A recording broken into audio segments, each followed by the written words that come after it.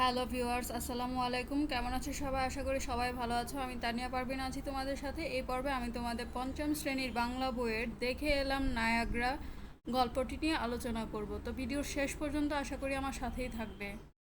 দেখে এলাম নায়াগ্রা। তোমরা নিশ্চয়ই জলপ্রপাতের কথা শুনেছ। জলপ্রপাত দেখার সৌভাগ্য একবার আমার হয়েছিল। নিজের দেশে নয়, বিদেশের মাটিতে। কানাডায় গিয়েছি, সেখানকার খুব বড় শহর টরন্টোতে। একদিন বন্ধুবান্ধবদের সঙ্গে গল্পের মজলিসে কথা উঠল, সবাই মিলে নায়াগ্রা দেখতে গেলে কেমন হয়। তখনই সকলে রাজি। কোন দিন যাওয়া হবে তাও ঠিক হলো। কোথাও যাব বললেই তো হয় না, কিভাবে যাব তা ভাবতে হয়। বাসে করে যাওয়া যায়, কিন্তু বাসে চেপে গেলে নিজের ইচ্ছে মতো যেখানে সেখানে থামা যায় না। অতএব ঠিক হলো যে কোনো বন্ধুর একটা গাড়ি নিয়ে যাওয়া হবে। তাই যাওয়া গেল একদিন।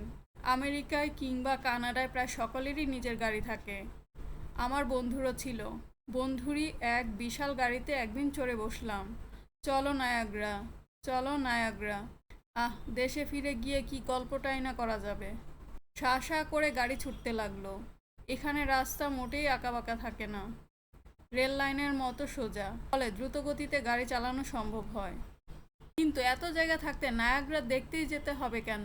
নায়াগ্রা হলো জলপ্রপাত। জলপ্রপাত তো কখনো দেখিনি, শুধু জেনে এসেছি ঝর্ণার মতো পাহাড়ের উপর থেকে পানি নিচে সমতল ভূমিতে গড়িয়ে পড়ে।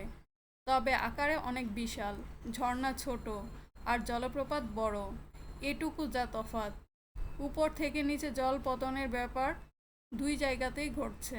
জল যদি নাই পড়ে তাহলে ঝর্ণাও হবে না, জলপ্রপাতও হবে না। কিন্তু জল যে নিচে পড়ছে, পড়ে যাচ্ছেটা কোথায়? জলের ধর্ম তো গড়িয়ে যাওয়া। ঝর্ণার জলও গড়াতে গড়াতে ক্রমশ নদী হয়ে যায়। এখন অন্য কথায় আসি। জলপ্রপাত দেখতে যাব, কিন্তু পাহাড় দেখব না, এ কখনো সম্ভব? সম্ভব নয়, কারণ পাহাড় বেয়ে জলের নিচে নামাটা না দেখে উপায় তো নেই। কিন্তু বিশ্বভূমণ্ডল বড়ই বিচিত্র, কত অসম্ভব ব্যাপারই যে ঘটে। পৃথিবীতে সবচেয়ে বৃহৎ জলপ্রপাত বলা হয় নায়াগ্রাকে। এই জলপ্রপাত পাহাড় থেকে নামেনি। সমতলের উপর দিয়ে একটি খরস্রোতা নদী বইছে। সামনের সব কিছু তো ভাসিয়ে নিয়ে যাওয়ার কথা, কিন্তু কই, কিছুই তো ভাসছে না। তার কারণ, যে মাটির উপর দিয়ে এই খরস্রোতা নদীটি প্রবাহিত হচ্ছে সেখানে হঠাৎ করে এক বিশাল ফাটল। দুই দিকের মাটির মধ্যে এক বিরাট ফাঁক। একটি নদী যতখানি চওড়া হতে পারে ততখানি ফাঁক। নায়াগ্রার জল ওই ফাঁকের ভিতরে চলে যাচ্ছে। এটাও তো প্রপাত, কারণ পানি পড়ছে। তবে সাধারণ জলপ্রপাতের মতো পাহাড় থেকে নিচে পড়ছে না, পড়ছে সমতল থেকে বিশাল ফাটলের গহ্বরে। কিন্তু পানিটা ফাটলের মধ্যে পড়ে যাচ্ছে কোথায়? নায়াগ্রা তাই একেবারে ভিন্ন রকমের জলপ্রপাত। অনুশীলনীর 1 নম্বর আছে শব্দগুলো পাঠ থেকে খুঁজে বের করি, অর্থ বলি। তো এখানে যে শব্দগুলো দেয়া আছে এই শব্দগুলোর অর্থ এখন আমরা খুঁজে বের করব। কানাডা। কানাডা অর্থ উত্তর আমেরিকা মহাদেশের একটি দেশ। দ্রুত গতিতে, খুব তাড়াতাড়ি করে, ঝরে যাওয়া। পতন, পড়ে যাওয়া। সমতল ভূমি, যে ভূমি উঁচু নিচু নয় তাকে সমতল ভূমি বলে। প্রবাহিত হওয়া, বয়ে চলা, গড়িয়ে চলা। গহ্বর, গর্ত। 2 নম্বর আছে ঘরের ভিতরে শব্দগুলো খালি জায়গায় বসিয়ে বাক্য তৈরি করি। তো এই ঘরের ভিতরে যে শব্দগুলো আছে সেই শব্দগুলো খালি জায়গায় বসিয়ে এখন আমরা শূন্যস্থানগুলো পূরণ করে ফেলব। কতে আছে হোঁচট খেলে পতন ঠেকানো দায়। খতে আছে নদীর জল প্রবাহিত হয়ে এক জায়গা থেকে অন্য জায়গায় চলে যায়। গতে আছে পাহাড়ের গায়ে গর্ত থাকলে তাকে আমরা গহ্বর বলি। ঘতে আছে আমরা দ্রুত গতিতে হাঁটতে পারি। ওতে আছে কানাডা একটি বড় দেশ। চতে আছে ঢাকা শহর গড়ে উঠেছে সমতল ভূমিতে, কিন্তু চট্টগ্রাম শহর সেরকম নয়। 3 নম্বর আছে প্রশ্নগুলোর উত্তর লিখি ও বলি। তো এখানে যে প্রশ্নগুলো দেয়া আছে সেই প্রশ্নগুলোর উত্তর এখন আমরা দেখে নিব। কতে আছে নায়াগ্রা কোথায় অবস্থিত? উত্তর, নায়াগ্রা কানাডার টরন্টো শহরে অবস্থিত। খতে আছে নায়াগ্রা জলপ্রপাত এবং ঝর্ণার মধ্যে পার্থক্য বুঝিয়ে লেখো। উত্তর, নায়াগ্রা জলপ্রপাত এবং ঝর্ণার মধ্যে পার্থক্য নিচে দেওয়া হলো। জলপ্রপাত, ঝর্ণা। তো এখানে ঝর্ণা এবং জলপ্রপাতের কিছু পার্থক্য দেওয়া হলো। নায়াগ্রা জলপ্রপাতের উৎপত্তি সমতল ভূমির উপর দিয়ে বয়ে যাওয়া খরস্রোতা নদী থেকে। আর ঝর্ণার উৎপত্তি পাহাড় থেকে। নায়াগ্রা জলপ্রপাতের পানি সমতল থেকে বিশাল ফাটলের গহ্বরে পড়ে। ঝর্ণার পানি পাহাড় থেকে সমতলে পতিত হয়। এখানে আছে নায়াগ্রা জলপ্রপাত বড়, ঝর্ণা ছোট। নায়াগ্রা জলপ্রপাতের পানি ফাটলের মধ্যে পড়ে কোথায় যায় তা জানা যায় না। ঝর্ণার পানি গড়াতে গড়াতে ক্রমশ নদী হয়ে যায়। গতে আছে নায়াগ্রা জলপ্রপাতের বিশেষত্ব কি? উত্তর, নায়াগ্রা জলপ্রপাতের পানি পাহাড় থেকে গড়িয়ে পড়ে না, এটির উৎপত্তি খরস্রোতা নদী থেকে। এই জলপ্রপাতের পানি সমতল ভূমি দিয়ে গড়িয়ে একটি গর্তে পতিত হয়। এ পানি কোথায় যায় তা কারো জানা নেই। এটাই হলো নায়াগ্রা জলপ্রপাতের বিশেষত্ব। ঘতে আছে নায়াগ্রার জল কোথায় যায়? উত্তর, নায়াগ্রা জলপ্রপাতের জল বিশাল ফাটলের গর্তে তীব্র বেগে পতিত হয়ে কোথায় যায় তা কারো জানা নেই। ওতে আছে বিশ্ব ভূমণ্ডল বড়ই বিচিত্র, ব্যাখ্যা করো। উত্তর, সাধারণ জলপ্রপাতগুলোর উৎপত্তি পাহাড়ে এবং এগুলোর পানি পাহাড় থেকে সমতলে পতিত হয়, কিন্তু নায়াগ্রা জলপ্রপাতের উৎপত্তি হয়েছে সমতল ভূমির এক খরস্রোতা নদী থেকে।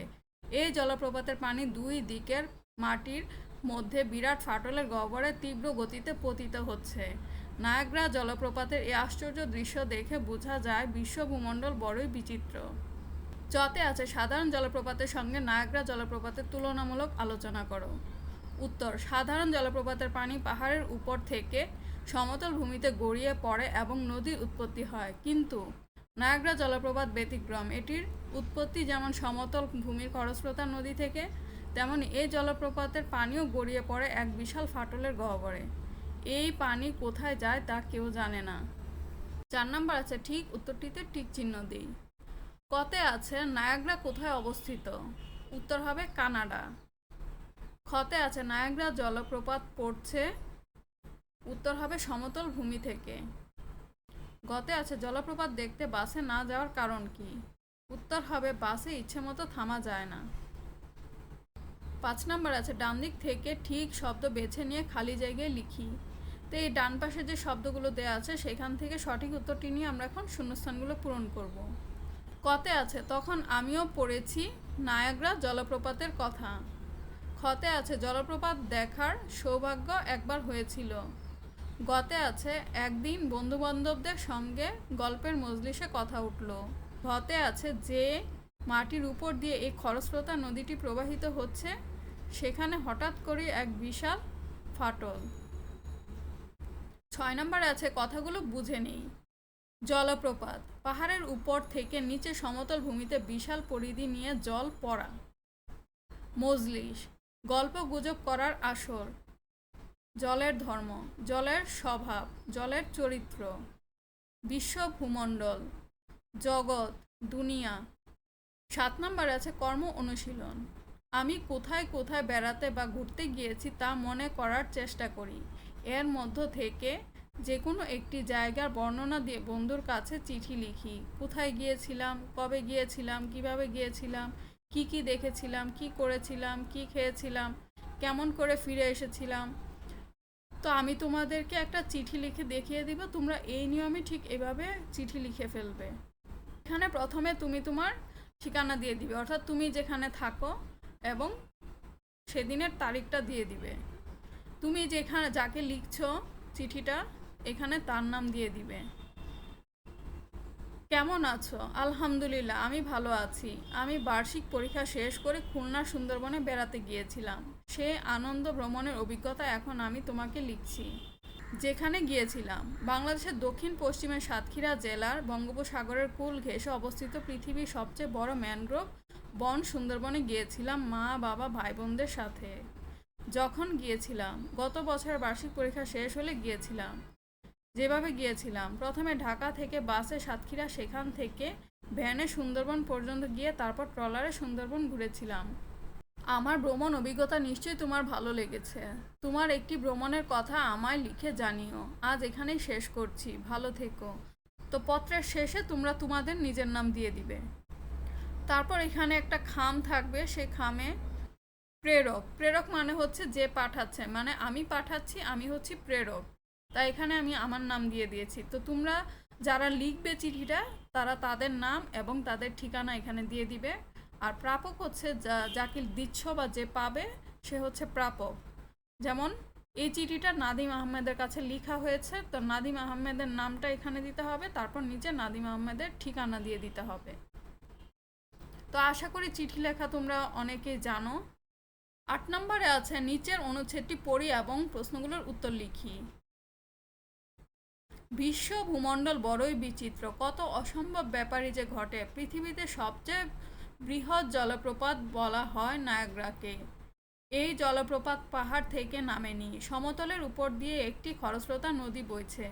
যে মাটির উপর দিয়ে এই খরস্রোতা নদীটি প্রবাহিত হচ্ছে সেখানে হঠাৎ করে এক বিশাল ফাটল। একটা নদী যতখানি চওড়া হতে পারে ততখানি ফাঁক। নায়াগ্রার জল ওই ফাঁকের ভিতরে চলে যাচ্ছে। এটাও তো প্রপাত, কারণ পানি পড়ছে, তবে সাধারণ জলপ্রপাতের মতো পাহাড় থেকে নিচে পড়ছে না, পড়ছে সমতল থেকে বিশাল ফাটলের গহ্বরে। নায়াগ্রা তাই একেবারে ভিন্ন রকমের জলপ্রপাত। তো এই অনুচ্ছেদটি থেকে এখানে 4টি প্রশ্ন দেওয়া হয়েছে। চলো এখন আমরা এই প্রশ্নের উত্তরগুলো দেখে নিই। প্রথমে আছে পৃথিবীর বৃহৎ জলপ্রপাত বলা হয় কোনটিকে? উত্তর হবে পৃথিবীর বৃহৎ জলপ্রপাত বলা হয় নায়াগ্রা জলপ্রপাতকে। খতে আছে নায়াগ্রা জলপ্রপাতের বৈশিষ্ট্য কি? উত্তর নায়াগ্রা জলপ্রপাতের বৈশিষ্ট্য হলো এই জলপ্রপাতের উৎপত্তি সমতল ভূমির উপর দিয়ে বয়ে যাওয়া খরস্রোতা নদী থেকে। নায়াগ্রা জলপ্রপাতের পানি সমতল থেকে বিশাল ফাটলের গহ্বরে পড়ে। নায়াগ্রা জলপ্রপাতের পানি ফাটলের মধ্যে পড়ে কোথায় যায় তা জানা যায় না। কতে আছে নায়াগ্রা জলপ্রপাত কোথা থেকে প্রবাহিত হয়? উত্তর নায়াগ্রা জলপ্রপাত সমতল থেকে প্রবাহিত হয়। ঘতে আছে নায়াগ্রাকে ভিন্ন রকমের জলপ্রপাত বলা হয় কেন? উত্তর সাধারণ জলপ্রপাতের পানি পাহাড়ের উপর থেকে সমতল ভূমিতে গড়িয়ে পড়ে এবং নদীর উৎপত্তি হয়, কিন্তু নায়াগ্রা জলপ্রপাত ব্যতিক্রম। এটির উৎপত্তি যেমন সমতল ভূমির খরস্রোতা নদী থেকে, তেমনি এই জলপ্রপাতের পানিও গড়িয়ে পড়ে এক বিশাল ফাটলের গহ্বরে।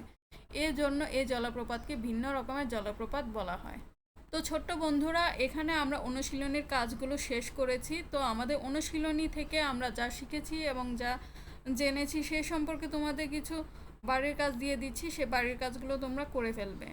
নয়ে ধ, চয়ে ছ, ওয়ে গ, লয়ে প, ময়ে ত, নয়ে ত, নয়ে ন এই যুক্তবর্ণগুলো ভেঙে 2টি করে শব্দ লিখবে। 2 নম্বরে থাকবে রচনা লিখবে নায়াগ্রা জলপ্রপাত নিয়ে। তো আমরা তো এই গল্পে নায়াগ্রা জলপ্রপাত সম্পর্কে মোটামুটি অনেক কিছুই জেনেছি, তো সেই সম্পর্কে তোমরা একটি রচনা লিখে ফেলবে। তো ছোট্ট বন্ধুরা, আজকের মতো এখানেই বিদায় নিচ্ছি। পরবর্তী ভিডিওতে আবার নতুন কোনো বিষয় নিয়ে তোমাদের সামনে চলে আসবো। সে পর্যন্ত সবাই ভালো থেকো, সুস্থ থেকো। আল্লাহ হাফেজ।